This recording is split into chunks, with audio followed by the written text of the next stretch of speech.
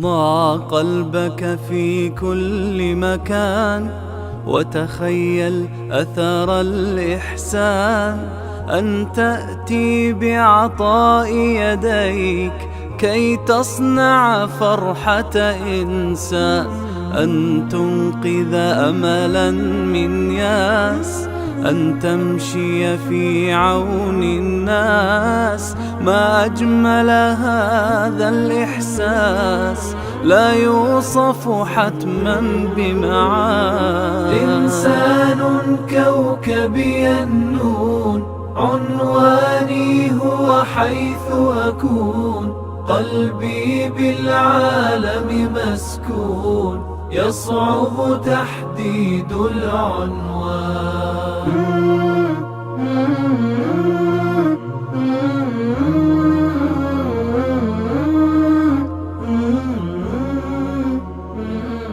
Allohga hamdlar, payg'ambarimizga salovat va salomlar bo'lsin.